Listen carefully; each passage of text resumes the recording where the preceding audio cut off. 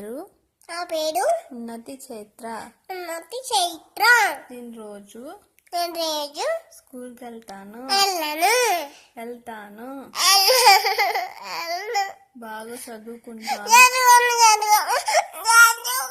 సరే సరే సరే సరే ఇంట్లోనే ఆడుకుంటాను. స్కూల్కి వెళ్ళను. అమ్మని బాగా తింటాను. స్కూల్కి మాత్రం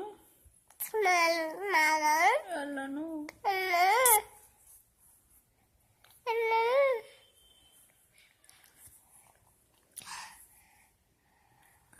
అమ్మ పేరు